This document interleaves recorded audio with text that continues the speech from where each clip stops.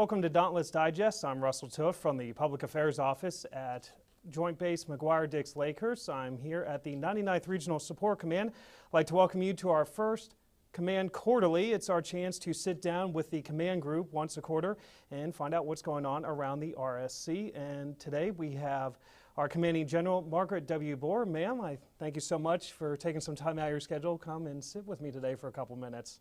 Glad I can. Back in November, we hosted a two-star huddle, and that included Lieutenant General Talley. What topics were discussed during those 2 days which will ultimately affect soldiers, good or bad? Well, at the end of the day, what we talked about was readiness, because everything we do right now is to support readiness.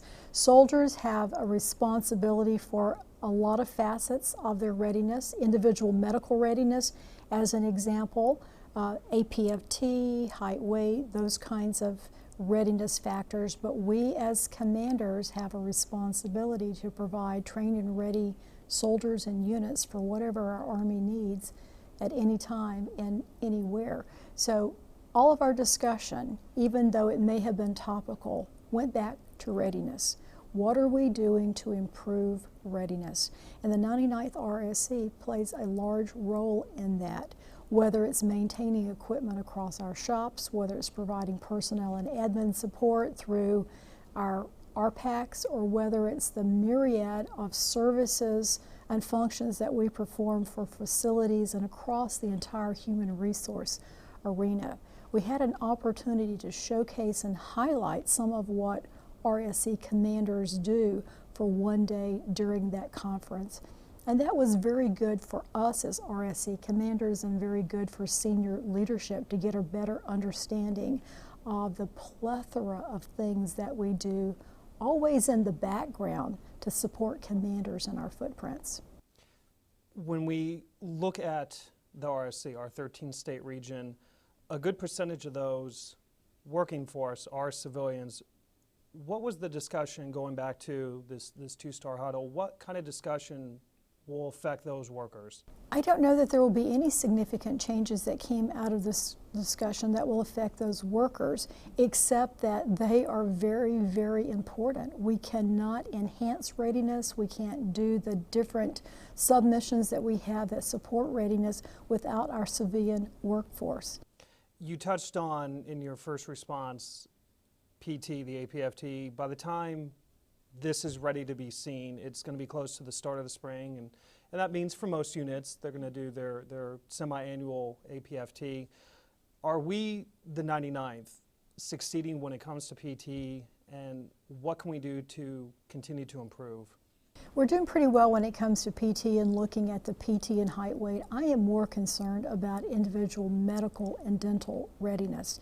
Every one of us as soldiers is supposed to have a health assessment on an annual basis. And on our last report, we as a command were only sitting at 81% overall, and the DoD and Army standard is 85%. So we've got some challenges there to make sure that people get their PHA, they get their dental exams, dental work is done, immunizations are done. When it comes to the PHA and the dental exam, we all have an annual requirement. But we actually have an additional 90 days before we get reported as being overdue. So if a soldier is not at a BA, if a soldier is TDY or in a school, or if there's some lag time between the time he or she actually satisfies the requirement and it gets uploaded into the systems of record, 90 days is sufficient time to account for those kinds of things. Immunizations, though, we have little flexibility on. You're missing one immunization, you're medically not ready. And here shortly, it will affect how we report our readiness to Army, because we'll no longer be looking at whether you and I as soldiers are available or not, but we'll be looking and reporting, are we deployable or not.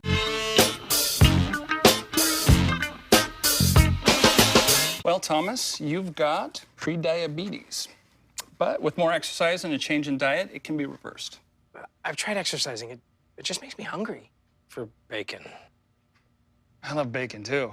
And who really likes to exercise? Not me. Me neither. Nobody.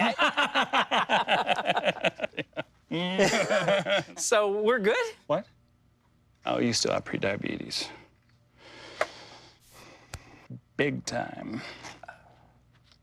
In the Environmental Division, we have both an environmental component and an energy component, and so we support all of the facilities and the subordinate units by providing environmental compliance services.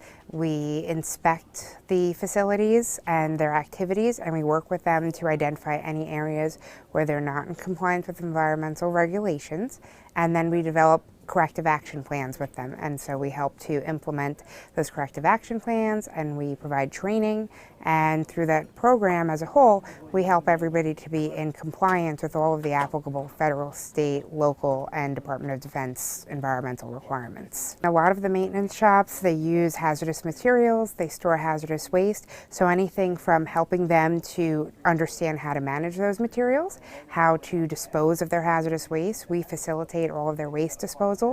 And then if they have a general question, if they have a spill, if any of their hazardous materials or waste spill, we facilitate the cleanup of those wastes, and we also pay for all of that, so this way the soldiers don't need to have to worry about being experts in that area. They just know that they need to call us, and then we work with the appropriate parties to get the issue resolved. With Earth Day rapidly approaching, we obviously want to remind everybody to recycle.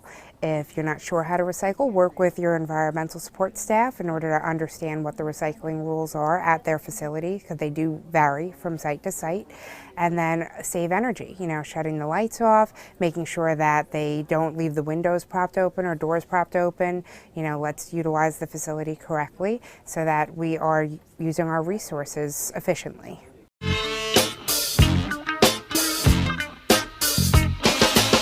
Hi, I'm Johnny Van Zant. And Gary Rossington. And Ricky Medlock. And we're Leonard Skinner. Hey, thank you for all that you do for us. We really are behind you, man. We praise you guys every night with the song Simple Man. We thank you for your service and your families too. So God bless all of you, and see you out on the road. Yeah, thank you guys. Thank you. The first thing we're going to cover is vehicle safety. I know I want to do it, but I want to drive faster in the summertime. But we have to maintain our speed. We have to maintain our wearing of seatbelts. Watch out for the weather. Thunderstorms will rush up on you, and in this area you'll have rapid road flooding, which could cause your vehicle to stall. Tornadoes, hurricanes, all have the potential to render your vehicle unconscious, could knock it out. So avoid deep water puddles. Same holds true with motorcycles. Motorcycles, probably the first thing you want to do when you break it out of the garage in the wintertime is do a complete maintenance check on it. From A to Z. Check your tire pressure, check your spark plugs. Go into your closet, make sure that your helmet's still a viable helmet. Make sure you got your leathers and your over-the-ankle boots. Reflective vests or stickers on your helmets. It's important that pedestrians and other drivers see you, especially at night on a motorcycle. The same holds true for those that ride bicycles. Bicycle helmets are important. It's important that they properly fit. Go with the manufacturer's instructions. Don't buy a bicycle helmet for a young child and too big and go, well, you're just going to grow into it. You need to have a specific size for your child, and to make sure that the child knows how to properly put it on and that it's properly sized for the child. We have a summertime safety guide on our 99th RSC Safety Office SharePoint. If you can get on our SharePoint and go to the safety office, drop down to shared documents, and it'll be a folder which will contain our summer safety guide. And if you've got any questions or problems, call us at the office at 609-562-1638.